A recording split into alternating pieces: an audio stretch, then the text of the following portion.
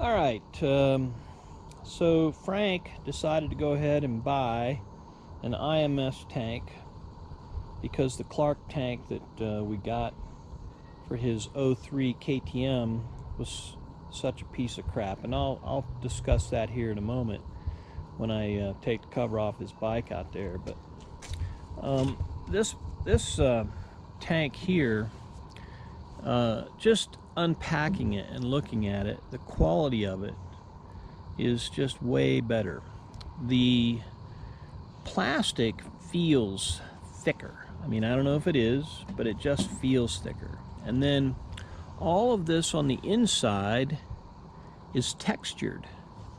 It's got like a textured finish, and you can't really, the video's not going to pick that up, but it's got a textured finish to it, and that's, I don't know, it just seems so much higher quality than the Clarke tank. I took a look at the tank pretty closely, and I can't find any flaws on it anywhere. It just seems like it's a much better mold for a tank. Now, I think it's about 3/10 of a gallon smaller. This one's, I think, rated at 3.2 gallons, and I think the Clarke tank is rated at 3.5.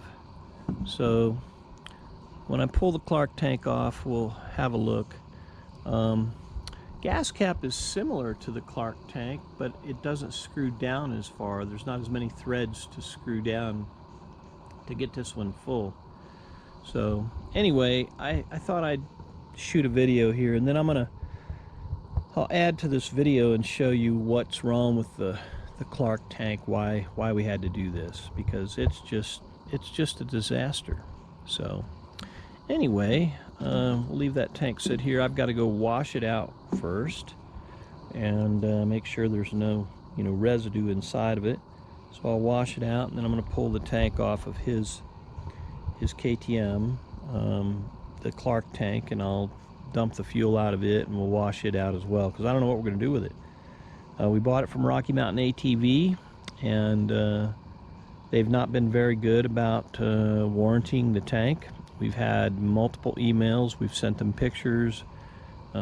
Frank's called them and talked to them. I've called them and talked to them, and we just aren't getting anything from them. So we just may be stuck with that goofy tank.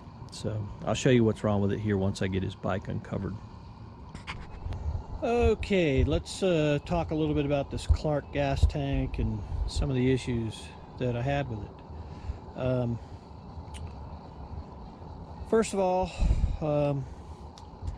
the bolt that holds it on. In order to make this work, I wrapped a whole bunch of tape around it so it would fit in there and fit securely. And then notice down in there I had to put an O-ring down there, because this, when you cinched it down, wouldn't cinch down tight on the tank. So I stuck an O-ring in there to make that happen. So obviously this well here was incorrectly done. It's too deep, and you gotta come up with a spacer for that. So that was one of the problems.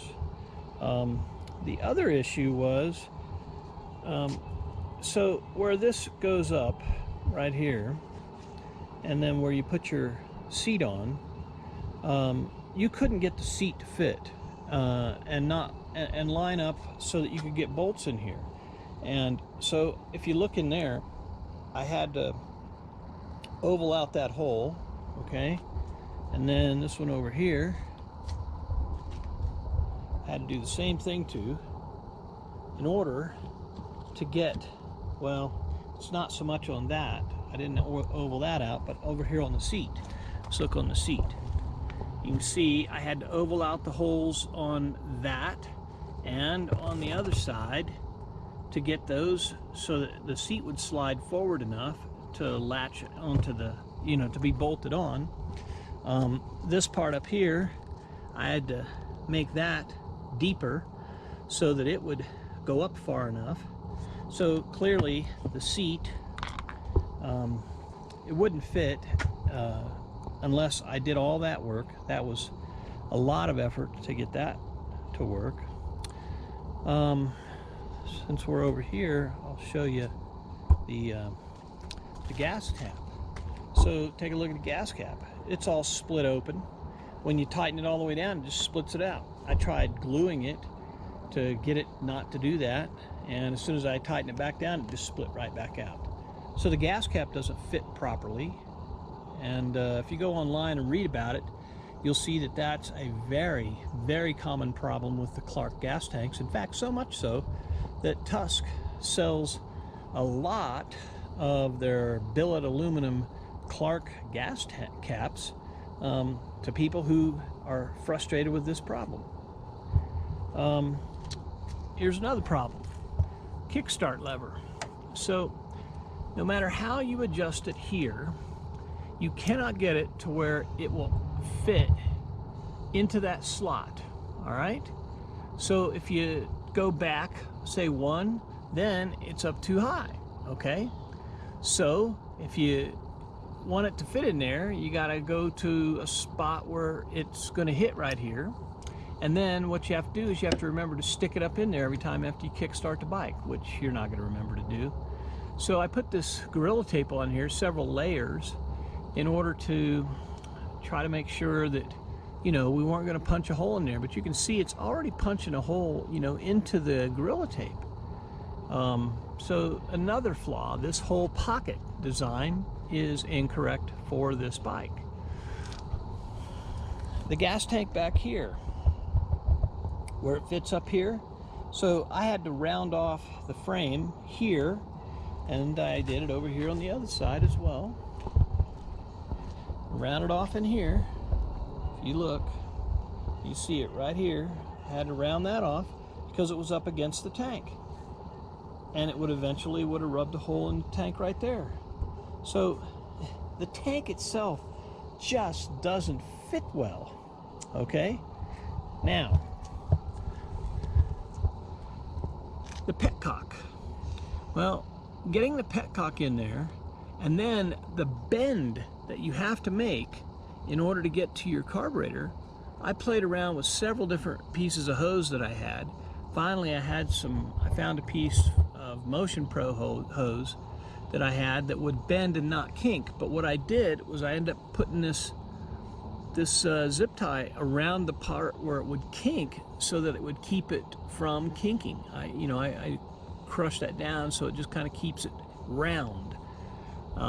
So the fit here is just very bad. If they would have put this so that this would have been turned 90 degrees, it would have been perfect, because then the petcock would have come this direction and it would have shot towards that, and you wouldn't have that problem. A simple design change. And then finally, the coup de grace that screwed everything up is there's a flaw in the tank right in this corner. Now you can see I tried to epoxy it to try to keep it from leaking, and it's not a big leak. It's not like it's dripping, but it's a slow leak that leaks down the tank, runs down here, runs all over this, eventually comes down to here, and drips down. Okay, now how much does it leak? Maybe an ounce in 2 months. So it's really, really slow. But it's a brand new gas tank. That should not have been one of the problems that we had to deal with a brand new gas tank. I mean, this thing cost $225. And it's just, I don't know any other way to describe it other than it's just a piece of junk. And we can't get them to warranty it. We don't know whether they're going to warranty it or not. We don't know. At this point, they've just been monkeying around. They won't talk to us. So, I don't know. I don't know what we're going to do with it. We may just be stuck with this junky tank. Anyway, I'm going to pull it off, drain the gas out of it, wash it out. We're going to try mounting up this IMS tank and see if it's a better deal. Hopefully it is. So now that I have the tank off, I'm going to show you a few things. Let's see if I can get it. So you can see the yellow streaks here. That's where it's been leaking, right down there, and then you see it right along here. And, you know, it's yellow down in this area too. See how it's yellow? See where right here? And then right here. That's where it was leaking. Okay. And so I'm going to show you a few other things. So look at these two little divots here. You know, I mean, what are those about? Look at, I just saw a spot that had me intrigued. Looked like a screwdriver tip. Oh yeah. Try and find it here. No, I don't see it. But just the overall quality of this tank on the inside, I mean, it is just not good. I mean, look here. Look at this stuff. Look at this. Look at this right here. Look at this. It's like, I don't know what they must have did here, but it came that way. And I should have probably sent it back when I got it. But this right here and all this, that was the way it came. I mean, just very, very poor quality all the way around. And all this inside here is all smooth. Unlike the IMS tank over here, that's all much thicker plastic and it's all textured. I mean, however they mold it, they must do it completely different to give it textured like that. But yeah, this thing, just not a good tank. So if any of you guys are out there looking to get gas tanks and you're thinking about a Clarke, I would think twice, because my experience with this one has been very, very bad. There, that's the look right there. Let's see if I can hold the tank with my legs. It is. Looks like somebody took the tip of a Phillips screwdriver that was hot and stuck it there, because that's melted and it's got like a cross tip in it. I mean, what's that? I mean, that's just really, really poor quality. So anyway, see what we can do with this IMS tank, get it put on. So one final thing I want to point out on this Clarke tank. I remember when I put it together, I couldn't get the petcock, the stock petcock, to fit through that hole. So I had to cut that hole out slightly bigger with a razor knife, because I couldn't get the petcock to go in there.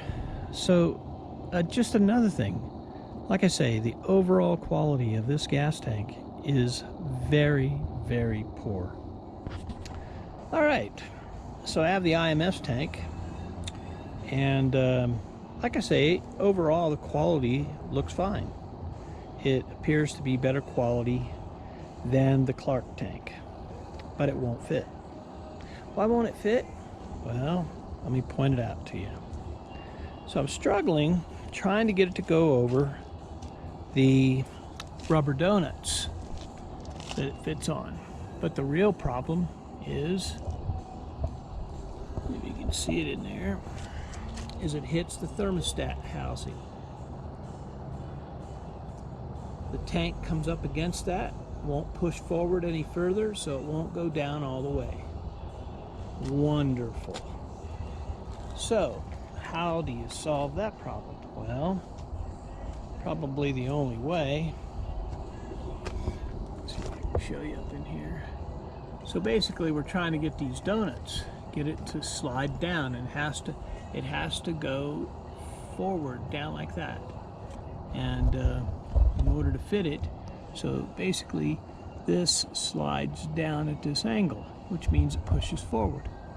Well, in order to push it forward, this thermostat, see if I can get a screwdriver here. If you can see up in there, this part right here is hitting the gas tank right there. So it won't go farther forward. And I'm not sure, you know, I mean, surely they understood that there would be a thermostat there. That's the stock position for it. But it's in the way, and the gas tank is hitting it, and the gas tank isn't going to fit unless I somehow modify this thing. I swear to God, this should be a simple, you know, 1-hour job, and this tank is going to turn into another multiple-hour job to try to get this thing to fit. Unbelievable. Frank, you're killing me.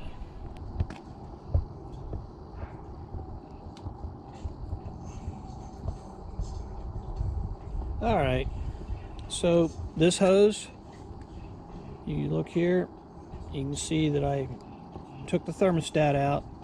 Lucky, I have lots of stuff laying around here from days when I did GTO stuff. So I had some of this hose. So anyway, put that hose on, clamp it down here, and I had to go buy a clamp for this. Put a clamp on up here, drain the radiator fluid down there. And I tried the tank, which is sitting over there, and it fits beautifully. I also tried putting the petcock into the tank, and it fits like it should. So that's better quality already than what the Clarke tank had, because I couldn't get the petcock in that one. I had to cut some of the tank out. So I'm gonna put the hose clamp back on this thing and put the radiator fluid back in it, put the tank on, and finish this job. All right, I got the petcock mounted. The holes for the screws were just a tiny bit off. So the hole diameter for those two bolts is 1/4 inch. I had to use a 17/64 bit on a drill bit and run it through there just to make them slightly bigger so that the bolts would line up to the holes. So just a small error there. I think what you have to understand is that anything aftermarket probably isn't going to fit right, and you're going to have to always do some sort of modification to it. Anyway, I got it in there. Okay, unlike the Clarke gas tank, the rubber donut that secures the tank is on there nice and solid. It fit properly. I did not need to use that O-ring to get it to clamp down. The petcock is mounted properly. It's not turned. So the hose, I'm just going to trim it and it'll fit right into the carburetor, straight shot, the way it's supposed to work. The clearance up here on the radiator hoses is good. You can see in here plenty of clearance. Plenty of clearance down here. You'll be able to get to the spark plug if you need to.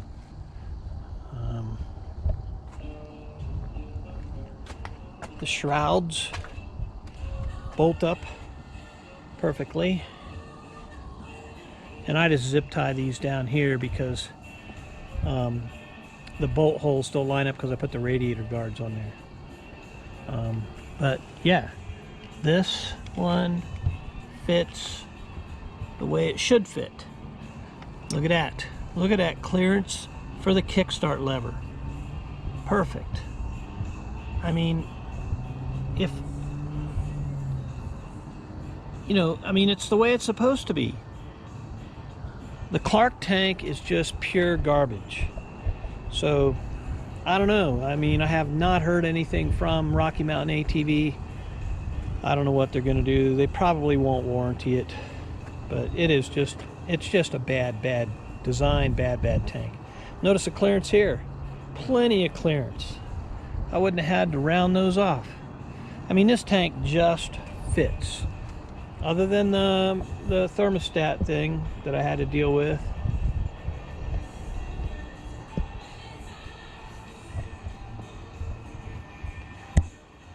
Other than the thermostat, everything else just fits nice. So, much better tank. Okay, the IMS tank is installed, and it looks pretty nice. Fits in there nice, nothing even getting close to touching down in here. petcock is in the correct orientation to allow a straight shot into the carburetor, and it's just correct. I mean, that you can easily get to the spark plug up in here if you needed to. Plenty of room there. I have put fuel in it. I'm sure it's not going to leak. Let's see. Over here on this side, kickstart lever fits perfectly, no interference, unlike the Clarke tank, which was totally screwed up in that area. All the shrouds fit. Plenty of clearance down here where the radiator, is. Just a way better fitting tank. Seat fits on just like it's supposed to. It's just amazing. The quality is so much better. Other than a few little things, mainly it was the thermostat housing was too, wide for it to fit in there. And these things don't need a thermostat anyway unless you're going to ride them in really cold weather. So, and Frank doesn't ride out here in the winter, so it's not a big deal. Never noticed the difference. So anyway, that's it for now, and we'll button it back up, or actually put the cover back on it, let it sit for a while.